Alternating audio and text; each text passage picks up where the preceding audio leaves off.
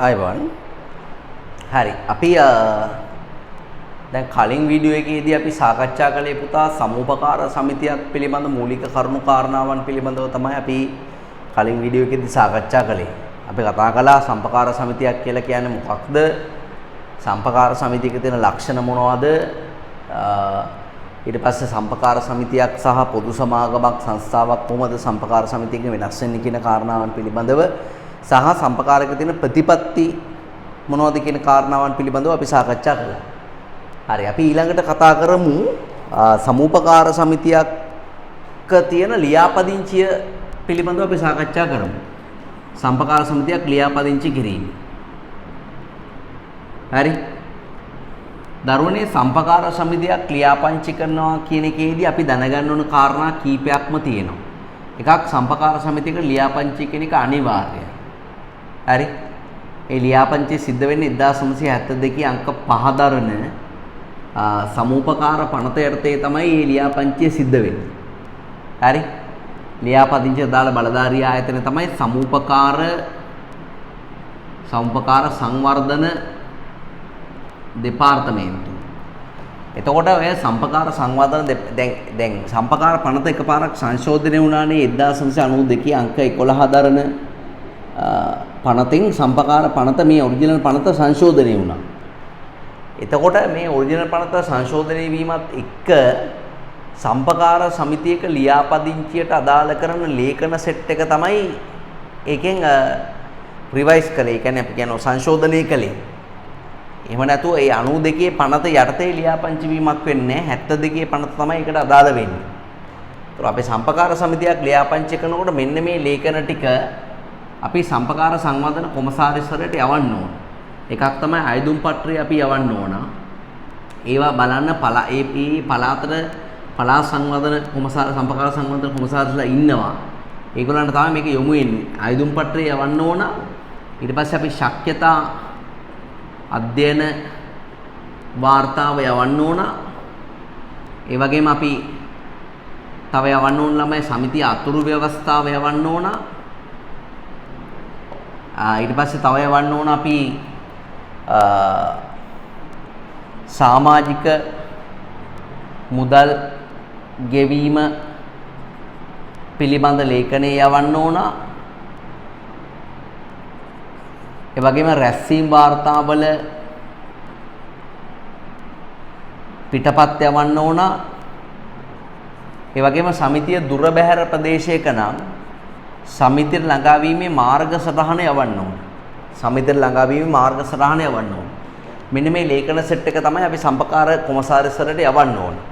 ඉතින් දැන් පුතාලට දැන් ශක්්‍යතා අධ්‍යයන වාර්තාවෙන් කියන්නේ මේකයි. ශක්්‍යතා අධ්‍යයන වාර්තාවෙන් කියන්නේ අදාළ සම්පකාර සමිතිය එම ප්‍රදේශයේ පිහිටෙව්වහම ඒ සම්පකාර සමිතියෙන් ඒ අදාළ බල ප්‍රදේශයට ලැබෙන ආර්ථික ප්‍රතිලාභය ඒකේ තියෙන ආර්ථික වැදගත්කම දැක්වෙන ලේඛනය තමයි ශක්්‍යතා අධ්‍යයන වාර්තාවක් කියලා කියන්නේ. හරි. අතුරු ව්‍යවස්ථාව කියලා කියන්නේ අපේ සමිතිය පරිපාලනය කිරීම සම්බන්ධයෙන් අපි ඇති කරගත්ත ව්‍යවස්ථාව. ඒකේ පිටපත් දෙකක් යවන්න ඕන. පිටපත් දෙකක්. සමහරලාට කියනවා සම්පකාරයක් ලියාපදිංචි කිරීම සඳහා වන ලේඛන 4ක් නම් කරන්න කොහම අතුරු ව්‍යවස්ථාවේ පිටපත් දෙකයි තව මේන් දෙකකුයි ලියලා වැඩක් නැහැ. ඒතකොට එකතුවක් විදියට 4ක් තිබ්බට ලේඛන 4ක් නැහැ. දැන් අර මොන්ටිසෝරි ළමයිට මිස් කිව්වහම සත්තු 5 දෙනෙක් ලියන්න කියලා සමහර ළමයි ලියනවා අලි දෙන්නයි කොටි 3 දෙනයි කියලා. ඒතකොට එකතුවක් විදියට 5ක් තිබ්බට සත්තු 5ක් නැහැනේ.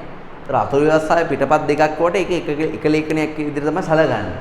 ඊට අමතරව මේ පුතාලා දැන් සමාජික මුදල් ඒගොල්ලෝ ආරම්භයේ ඉඳලා ගෙවලා ඒක සමිතියේ කාරක සභාව ගාව තියෙනවා. ඒකේ ගිණුම් වාර්තා මොනවද කියලා යවන්න ඕන.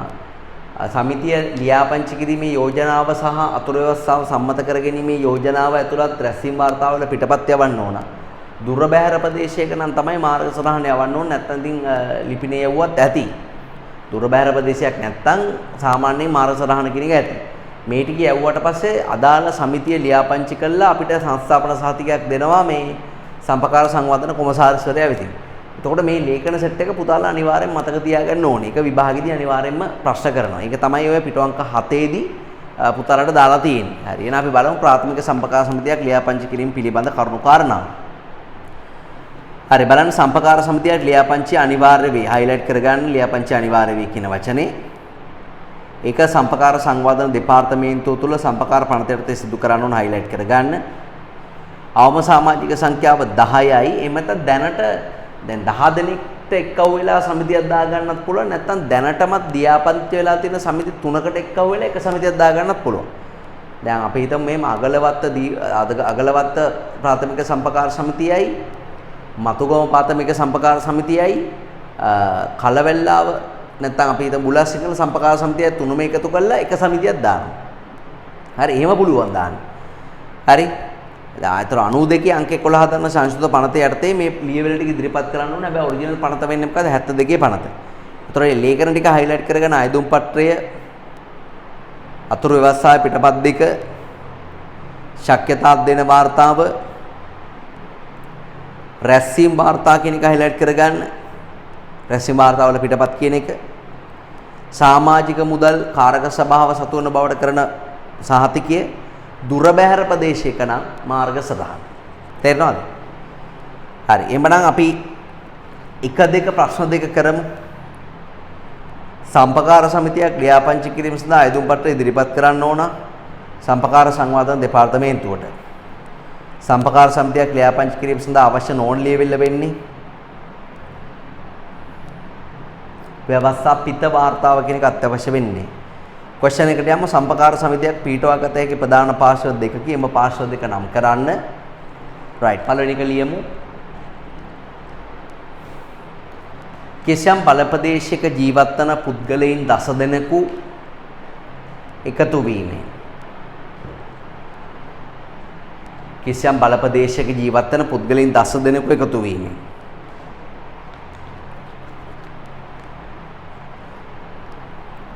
එහෙම නැත්නම් දැනටමත් ලියාපදිංචි වී ඇති සමිති 3ක් ඒකාබද්ධ වීමෙන්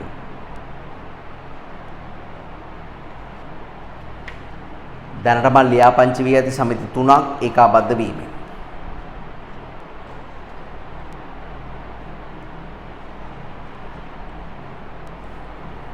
right 8 වෙනි පිටුවට යමු. ඒකේ බලන්න පළවෙනි ප්‍රශ්නේ දෙවෙනි ප්‍රශ්නේ කරන්න.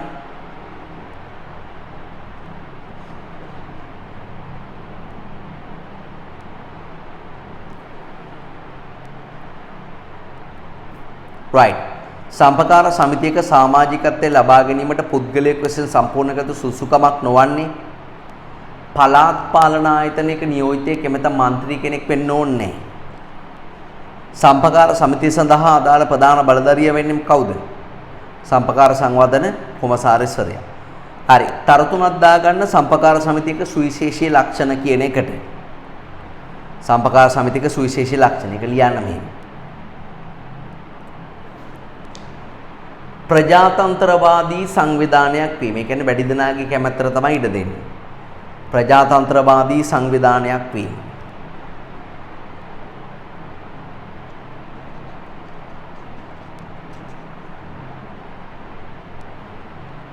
ඊට පස්සේ සමාජිකයෙකුට එක් ඡන්දයක් පමණක් හිමිවීම. අනිත් සංවිධාන ලෝක වෙනස් වෙනවා. සමාගමකේම ගන්න කොටස් ගන්න ඕනේ ඡන්ද ගන්න තීරණය වෙන්නේ.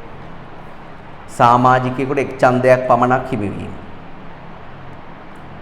ඊට පස්සේ සමාජික සුබ සාධනයේ අරමුණු වීම. සමාජික සුබ සාධනයේ අරමුණු වීම.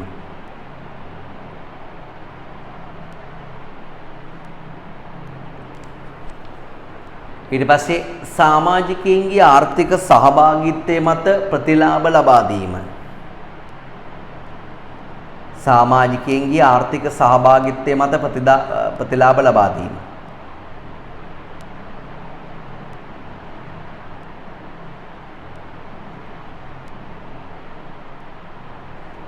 ඒ වගේම ස්වේච්ඡා සංවිධානයක් වීම.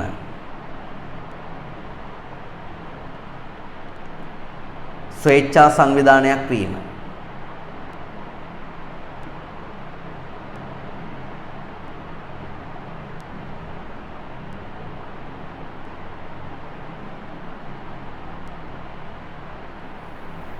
සමාජිකත්වයේ නිශ්චිත බලපදේශයකට සීමා වීම.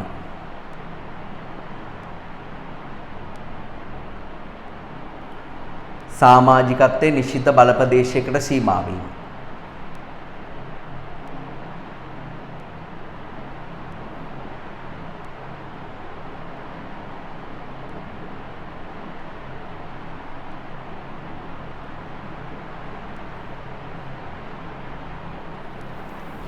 right මේ වගේ ලක්ෂණ තමයි තියෙන්නේ. සම්පකාර සමිතියේ ගනුදෙනුකරුවන් සහ අයිතිකරුවන් අතර සම්බන්ධය අපිට කියනවා අනිවාර්යයෙන්ම හැම සමාජිකයෙක්ම ගනුදෙනුකාරයෙක් වෙන්න ඕනේ. ඇයි? එහෙම නැත්නම් ඒගොල්ලන්ට ලැබෙන්නේ මොනවද? ප්‍රතිලාභ ලැබෙන්නේ. හරි? ඒක තමයි ඔය ඉස්සරේ තියෙන්නේ. බලන්න සමාජික යහපත උත්සාහ ක්‍රියාත්මක කරන සම්පකාරයක ගනුදෙනුකරුවන් මෙහි අයිතිකරුවන් ලෙස සැලකී. ඒක විභාගෙදී අහනවා ගනුදෙනුකරුවන්ට අයිති හිමි වන සංවිධානය මොකක්ද කියලා උත්තරේ මොකද්ද? සම්පකාරය. right කෙටි ප්‍රශ්න පහක් තියෙනවා වීඩියෝ එක නතර කරලා කෙටි ප්‍රශ්න පහක් කරන්න ඊට පස්සේ උත්තර බලන්න.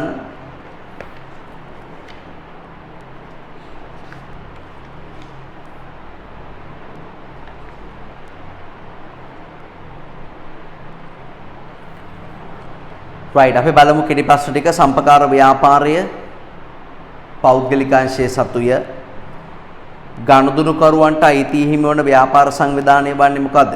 සමුපකාර. ප්‍රජාතන්ත්‍රවාදී මූලධර්මයේ මත ගොඩනැගී ඇති ව්‍යාපාර සංවිධානය වෙන්නේ මොකද්ද? සමුපකාර. ලංකාවේ සම්පකාර පැතිරෙන්න ප්‍රධාන හේතුව ලංකාව කුඩා රටක් වීම හින්දාද? කුඩා රටක් වීම හින්දා පැතිරෙන උණ හිමිරිසාව වගේ ඒවලන් ටක් ගන්න නේද? දැන් උත්තරේ මොකද්ද?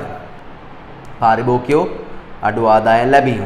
ඊට පස්සේ හිමිකාරත්වය අනුව ව්‍යාපාර සංවිධාන වර්ග කිරීමේදී සම්පකාර ව්‍යාපාර ඈත් වෙන්නේ මොන සංවිධාන ගණයටද? පෞද්ගලික සංවිධාන ගණයට. හරි. අපි ක්වෙස්චන් එකට යමු. සම්පකාර සමිතියක සමාජිකයෙකුගේ යුතුයකම්. මම සමාජිකයෙක් නම් මගේ තියෙන යුතුයකම් මොනවද කියලා අහනවා සම්පකාර සමිතියකට සම්බන්ධ වීමේදී. මෙන්න මේ යුතුයකම් ටික තියෙන. එකක් තමයි කොටස් සඳහා නියමිත පරිදි මුදල් ගෙවීම.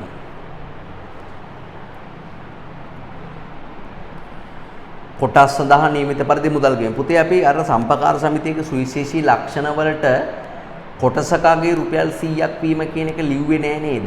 ලිව්වද?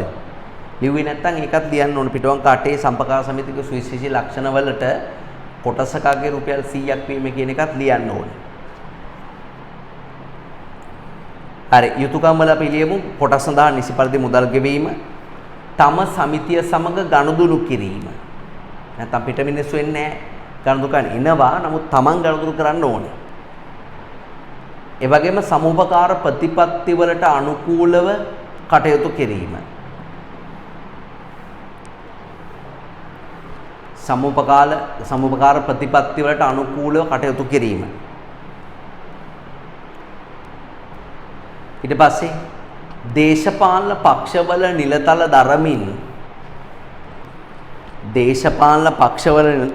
දරමින් සමිතියේ නිලතල නොදැරීම.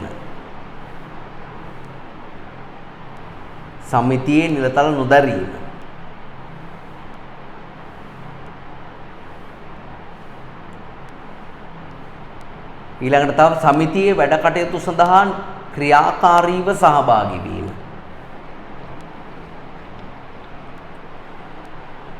සමිතියේ වැඩ කටයුතු සඳහා ක්‍රියාකාරීව සහභාගී වීම.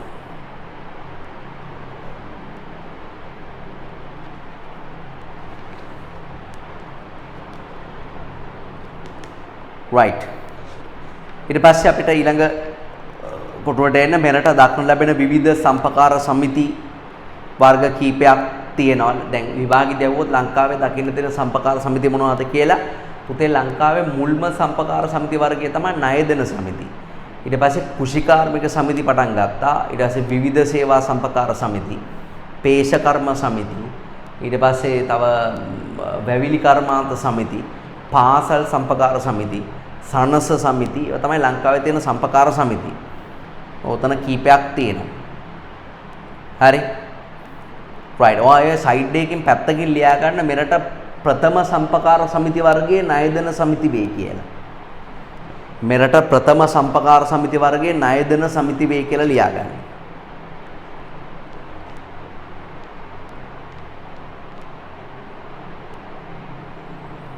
හරි. හොඳයි. පිටුවංක 10ට යම් පිටුවංක 10 අපි කලින් වීඩියෝ එකේදී සාකච්ඡා කළා. පිටුවංක 11ත් අපි කලින් වීඩියෝ එකේදී සාකච්ඡා කළා. අපිට කෙලිම යන්න තියෙන පිටුවංක 12ට. තරතුණක් දාගන්න සම්පකාර නිසා ආර්ථිකයට අත්වන ප්‍රතිලාභ කියන එකට. ළමයි සම්පකාර ව්‍යාපාරය ස්වේච්ඡා සංවිධානයක්, ප්‍රජාතන්ත්‍රවාදී සංවිධානයක්, ඒ වගේම ගොඩක් වෙලාට දිලිදු ජන කොටස් තමයි මේක හරහා ආර්ථික ප්‍රතිලාභ ගන්න. ඒකේ ප්‍රතිලාභය ආර්ථිකයට ලැබෙනවා. ඒ කියන්නේ ජනතාවගේ දිලිඳු බව කියන එක අඩු වෙනවා. ආදායම් විෂමතාවය අඩු වෙනවා. අනිත් එක දැන් ඔය ස්වයං රැකියාවට එම් සෑහෙන උපකාර කරනවා. ඉතින් ඒ වගේ වාසි තියෙනවා අනිවාර්යයෙන්. අනිත් එක ජනතාව අතර හොඳ පුරුදුත් වර්ධනය වෙනවා. ඔය සමානාත්මතාවයේ සහයෝගීතාවයේ හැමෝටම උදව් කර ගැනීමගේ ගුණාංග ඒවා වර්ධනය වෙනවා. රැකියාව අවස්ථා උදා වෙනවා. හරිද? තීන්නේ වගේ අනිත් එක තමයි ආර්ථිකයේ මුහුණ දෙන දුෂ්කර අවස්ථාවලදී භාණ්ඩ හා සේවා බෙදා හරින්න සම්පකාර කියන එක මහඟු සේවාවක් කරනවා. හරි බලන්න ඔකේ තියෙන ඉතිරි කිරීමේ පුරුද්ද ජනිත වෙනවා. හදිසි අවස්ථාවලදී භාණ්ඩ හා සේවා බෙදා හරින්න වැදගත් වෙනවා. කුෂිකර්මයේ දීවර කර්මාන්ත ඉහළ නැංගනවා ස්වයං රැකියාව වර්ධනය වෙන ජනතාවගේ ජීවන තත්ත්වය උසස් වෙන දුප්පත්කම අඩු වෙලා. අර හොඳ පුරුදු සහයෝගීතාවයේ සමානාත්මතාවයේ වර්ධනය වෙනවා. ජාත්‍යන්තර සහයෝගීතාවයේ වර්ධනය වෙනවා. ජාත්‍යන්තර සම්පකාර සංගමය සහ සම්පකාර සමිතිත් එක්ක එකතු වෙලා වැඩ කරනකොට. ඒ වගේම රාජ්‍යයේ සංවර්ධන සහන ආධාර ජනතාව අතර බෙදා හරින සම්පකාර ක්‍රමය කියන එක අත්‍යවශ්‍යයි අනිවාර්යයෙන්. මොන ව්‍යාපාර සංවිධානයේ මොන විදිහට දියුණුවත් අනිවාර්යයෙන්ම සම්පකාර කියන නැති වෙන්නේ. මොකද ආර්ථිකයක දිලිඳු ජන කොටස් සහ ආර්ථිකයක හදිසි අවස්ථාවන් කිරීම අනිවාර්යෙන් ඇති වෙන හින්දා. දැන් සංවිධාන ක්‍රමයක් විදිහට මේකේ තියෙන වාසි මොනවද කියලා විභාගෙ දානවා. සංවිධාන ක්‍රමයක් විදිහට. ඒතර ඕගොල්ලන්ට හිතන්න පුළුවන් සංවිධාන ක්‍රමයක් විදිහට මේකේ තියෙන ලක්ෂණ. දැන් පුතාලා දන්නවා වගකීම කියන එක සීමිත කරගන්න පුළුවන්. පැවැත්ම කියන එක අඛණ්ඩයි. නේද? ඒ වගේම නීතිමය පුද්ගලභාවය කියන එක තියෙනවා. ඒ වගේම කොටස් නිකුත් කරලා ප්‍රාග්ධනය රැස් කරන්න පුළුවන්. අනිවාර්යෙන් අධ්‍යක්ෂක මණ්ඩලයක් ඉන්න ඉඳ පරිපාලන කටයුතු කර ගැනීම කියන එක පහසු වෙනවා. ඒ වගේම ඉහළ රාජ්‍ය අනුග්‍රහයක් වගේ දෙයක් අනිවාර්යයෙන්ම මේකට ලබා ගන්න පුළුවන්. ඒ වගේම සමාජිකයින්ගේ සුබ සාධනය කියන එක රකින්න පුළුවන්. ඒ වගේම ප්‍රජාතන්ත්‍රවාදී වගේ මූලධර්ම ආරක්ෂා කර ගන්න පුළුවන්. මෙන්න මේ ලක්ෂණ සංවිධාන ක්‍රමයක් විදිහට අනිවාර්යයෙන් මේකේ තියෙනවා. හරි මෙහෙම ලියන්න. වගකීම සීමිතව හෝ අසීමිතව ආරම්භිය හැකි වීම.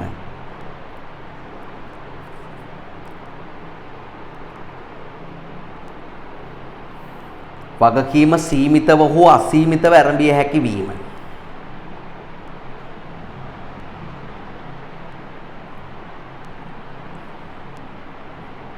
ඒ වගේම අඛණ්ඩ පැවැත්මක් තිබීම.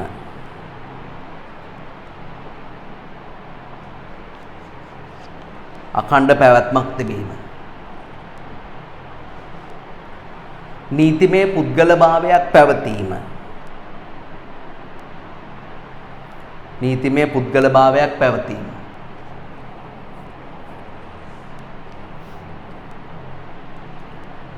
කොටස් නිකුත් කර ප්‍රාග්ධනය රැස් කළ හැකි වීම.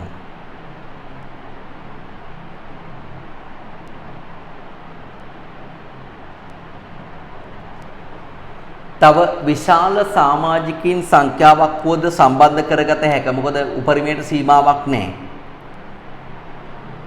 විශාල සමාජිකයින් සංඛ්‍යාවක් වුවද සම්බන්ධ කරගත හැක.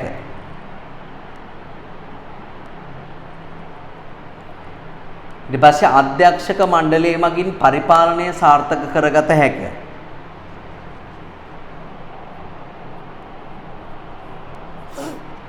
අධ්‍යක්ෂක මණ්ඩලය මගින් පරිපාලනය සාර්ථක කරගත හැක. ඉහළ රාජ්‍ය අනුග්‍රහයක් ලබාගත හැකි වීම.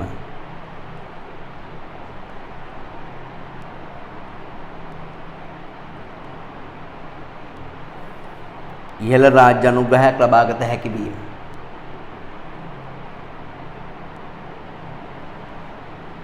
සමාජික සුබ සාධනයේ සැලසිය හැකි වීම. සමාජික සුබ සාධනයේ සැලසිය හැකි වීම.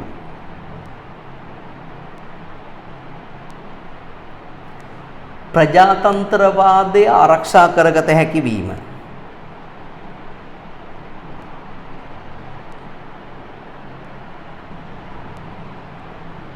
ප්‍රජාතන්ත්‍රවාදය ආරක්ෂා කරගත හැකි වීම. මේ වගේ වාසි තියෙනවා මේ. හැබැයි ඉතින් මේකේ අවාසියත් තියෙනවා. දැන් කොටස් ගත්තා කියලා කවදාකවත් ඒ කොටස් වල අගේ වැඩි වෙන්නේත් නැහැ. ඒ කොටස් විකුණන්නත් බෑ අනිත් අයගෙන් අහන්න ඕනට පෞද්ගලික සමාගමක් වගේ. ඉතින් කොටස් ඇතුලේ මුදල් හිර වෙනවා. අනිත් එක තමයි ඉතින් ලාභ බෙදනවා කියලා කිව්වට ලාභ බෙදන්නේ නැහැ මේ වැය ගොඩක් කරලා. ඉතින් ලාභ බෙදීම් ප්‍රායෝගිකව දකින්න නැහැ. ඒක නිසා අර සමාජිකයෝ අනාගතයේදී සම්බන්ධ කර ගැනීමේදී යම් ගැටලු තියෙනවා. අධ්‍යක්ෂක මණ්ඩලයට ගොඩක් කරලාටපත් වෙන්නේ සමිතියම අය තමයි. ඉතින් ඒගොල්ලෝ අර ජනප්‍රියභාවය මත තමයි ඡන්දෙන්පත් වෙන්නේ. ඉතින් යාළගේ පරිපාලන දක්ෂතාවය පිළිබඳව අනිවාර්යෙන් ගැටලු තියෙනවා. අනිකුත් ව්‍යාපාර සංවිධාන ලාභ පරමාර්ථයෙන් ක්‍රියාත්මක වෙන හින්දා මේක සුබ සාධන පරමාර්ථයෙන් යන හින්දා මේකට පොඩ්ඩක් අනිත් අයත් එක්ක තරම් කිරීමේ හැකියාව එහෙම අඩුයි. ඉතින් ඒ වගේ අවාසිදායක තත්ත්වයන් අනිවාර්යයෙන්ම තියෙනවා.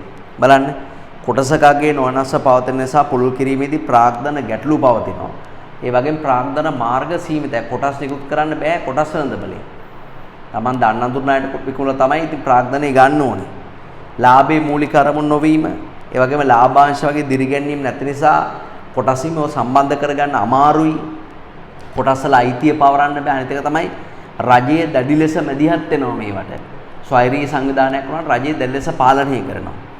ඊට පස්සේ ව්‍යාපාර කළමනාකරන දැනුම නොමැතිය හුදෙක් ජනප්‍රියත්වයේ මත අධ්‍යක්ෂක මණ්ඩලයට පත්වීම වගේ අවශ්‍යදායක දේවල් අනිවාර්යයෙන්ම තියෙනවා. දැන් ඔබ දැකලා ඇති සම්පකාර සමිතිවල කෝප් සිටි තියෙනවා. ඒ කියන්නේ සුපිරි වෙළඳසල් තියෙනවා. හැබැයි කාගිල්ස් ලාෆ් කීල්ස් ආපිකෝ වගේ ඒවත් එක්ක තරම් කිරීමේ හැකියාව ඇත්තටම කෝප් සිටි වලට අඩුයි. ඒකට හේතුව සමහර භාණ්ඩ නෑ. භාණ්ඩ හිඟයි. අනිත් එක ඇතුලේ එන්වයරන්මන්ට් එක කෝප් සිටි එකේ එන්වයරන්මන්ට් එක හොඳට අර AC කරලා පාරිභෝගිකයාගේ සිත් ඇද ගන්න ආකාරයට සකස් කරලා නැහැ. දවසේ වැඩි කාලයක් විවෘත වෙලා නැහැ. උදේම ඇරලා ගොඩක් රැ වෙලා වහනවා නම් මිනිස්සුන්ට යන්න එන්න ලේසි. අනිත් එක ජනාකීර්ණ ස්ථානවල නෙමෙයි තියෙන්නේ. වාහන අතර කිරීමේ පහසුකම එහෙම ගොඩක් අඩුයි. ඉතින් ඔන්න ඔය වගේ ප්‍රශ්නත් එක්ක ළමයි ඇත්තටම සම්පකාර සිල්ලර ව්‍යාපාරයේ අසාර්ථක වෙලා තියෙන්නේ. මස් මාළු වර්ග එතකොට එළවලු පළතුරු වර්ග මිලදී ගන්න තියෙන හැකියාව ගොඩක් අඩුයි. බලන්න සේවකයෝ උදාසීන වීම සහ කළමනාකරණයේ අකාර්යක්ෂම වීම, දූෂණ වංචා අධිකයි, ගුණාත්මක භාණ්ඩ නැහැ, සේවක ආචාර ධර්ම දුර්වලයි, සීමිත කාලයයි විවෘතව තියෙන්නේ, ප්‍රවර්ධනය වට්ටන්දනේවා ප්‍රවර්ධන කටයුතු ඒවා ගොඩක් අඩුයි. උග්‍ර මූල්‍ය ගැටලු තියෙනවා, භාණ්ඩ හිඟයි. හරි තව ලියන්න එහා පැත්තෙන් ලියන්න රත වාහන නතර කිරීමේ පහසුකම අඩුවීම, රතවාහන නතර කිරීමේ පහසුකම අඩුවීම, බැංකු වැනි සේවා පහසුකම් නොමැතිවීම, ATM මැෂින් කාඩ් එකකින් ගෙවන්න ඒ වගේ දේවල්. බැංකු වැනි සේවා පහසුකම් නොමැතිවීම, නව තාක්ෂණයේ භාවිත නොකිරීම. රයිට්. ඔන්න වගේ අවාසි තියෙන්නේ. ඊට පස්සේ අපෙන් අහනවා ලංකාවේ සම්පකාර සිල්ලර වෙළඳ ව්‍යාපාරය දියුණු කරන්න ඔබට කරන්න පුළුවන් යෝජනා මොනවද කියලා. ඔයාට කරන්න පුළුවන් යෝජනා මොනවද කියලා අහනවා ලංකාවේ සම්පකාර සිල්ලර වෙළඳ ව්‍යාපාරය දියුණු කරන්න. මොනවද කරන්න පුළුවන් යෝජනා? එකක් තමයි දැන් අර මේ තියෙන අඩුපාඩු ටික අනිත් පැත්ත ගහලා ලියන්න පුළුවන්. අඩුපාඩු ටික අනිත් පැත්ත ගහන්නයි දෙන්නේ. හරි. එකක් දියුණු තාක්ෂණය භාවිත කිරීම. උදාහරණ වරහන් තුල ලියන්න විද්‍යුත් මුදල්, විද්‍යුත් තරාදි,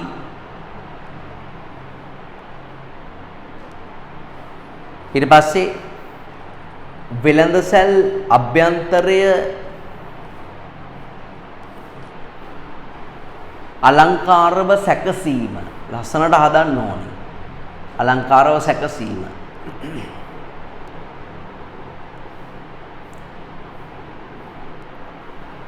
ඊට පස්සේ සේවක ආචාර ධර්ම දියුණු කිරීම.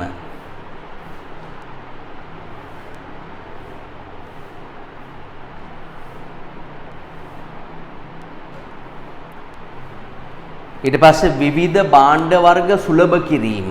භාණ්ඩ සුලභ කරනවා. විවිධ භාණ්ඩ වර්ග සුලභ කිරීම.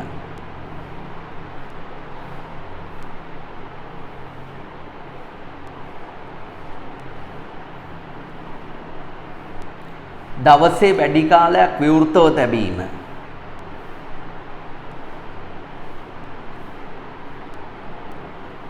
බැංකු සේවා පහසුකම් සැපයීම අඩුම තරමේ.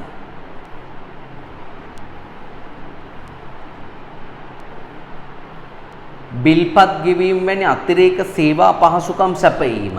ඔය ලයිට් බිල්, වතුර බිල්, ටෙලිෆෝන් බිල් වගේ බිල්පත් ගෙවීම වැනි අතිරේක සේවා පහසුකම් සැපයීම.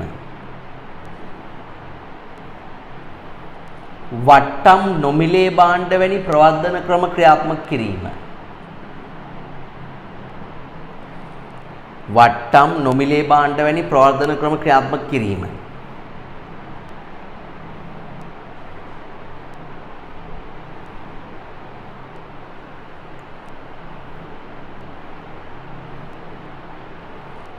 ඊට පස්සේ තව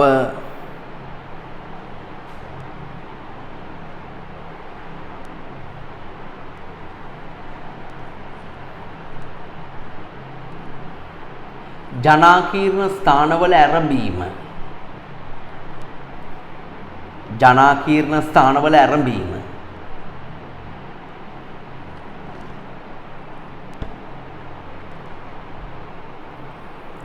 ජනාකීර්ණ ස්ථානවල ආරම්භීම.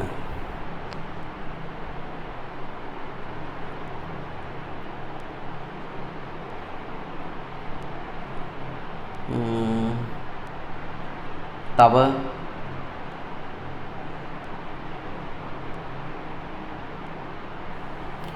තරඟකාරී මිල ගණන් නියම කිරීම. ඒ කියන්නේ සාපේක්ෂව අනිත් අතට පොඩ්ඩක් අඩුවෙන් වුණත් කමක් නැහැ නේ.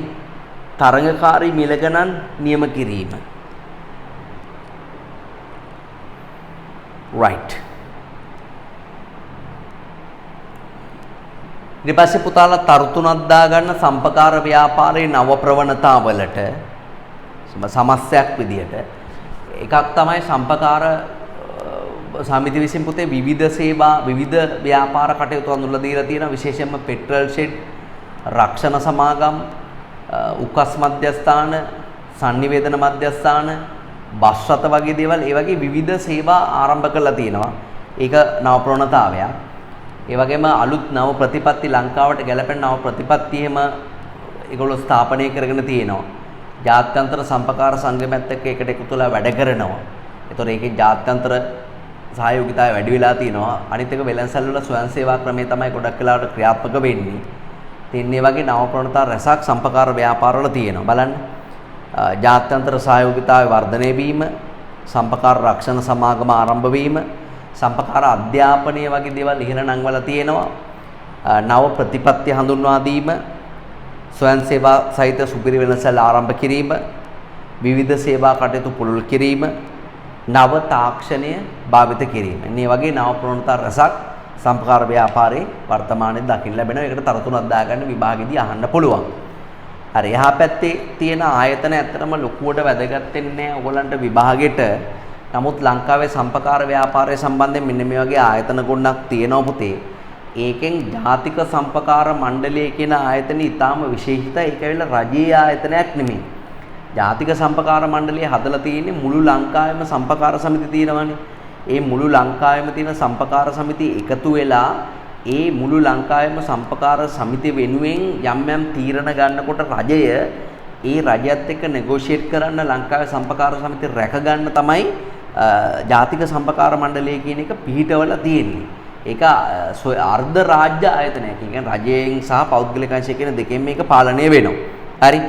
බලන්න ලංකාවේ සම්පකාර සම්බන්ධයෙන් ක්‍රියාත්මක වන ජාතික මට්ටමේ සංවිධානය හයිලයිට් කරගන්න විභාගයේදී આવෝ ජාතික මට්ටමේ සංවිධානය මොකක්ද කියලා අනිවාර්යයෙන්ම ජාතික සම්පකාර මණ්ඩලය. හරි. ඒතර රජයේ සහ පෞද්ගලික අංශයේ නියෝජිතයින්ගේ සමන්විත වෙනවා. ඒකේ කාර්යයන් අපි දෙකක් විතර හයිලයිට් කරගමු. සම්පකාර ප්‍රතිපත්ති ආරක්ෂා කිරීම. සම්පකාර ව්‍යාපාරය පිළිබඳ රජයට උපදෙස් සැපයීම මේ දෙක ඇති. ඊළඟට සම්පකාර සංවර්ධන දෙපාර්තමේන්තුව කියලා කියන්නේ ලංකාවේ සම්පකාර සම්බන්ධයෙන් තියෙන ප්‍රධාන බලධාරී ආයතනය. එයා තමයි ලංකාවේ සම්පකාර ශාස්ත්‍රය මේ පාලනය කරන්නේ. ලංකාවේ සම්පකාර පාලනය කරන්නේ ඒගොල්ලෝ. ඒතරේ රාජ්‍ය බලධාරී ආයතනය වුවොත් ජාතික සම්පකාර මේ රාජ්‍ය බලධාරී ආයතනය වුවොත් සම්පකාර සංවර්ධන දෙපාර්තමේන්තුව. මුදුන් මට්ටමේ සංවිධානය නැත්නම් ඉහළම සංවිධානයේ වුවොත් එහෙම අනිවාර්ය ජාතික සම්පකාර මණ්ඩලය මතක තියාගන්න ඕන. ඒකේ කාර්යාලවල සම්පකාර සංවර්ධන දෙපාර්තමේන්තුවේ කාර්යාලවල සමිති ලියාපදිංචි කිරීම ගිණුම් විකරණය හයිලයිට් කරගන්න.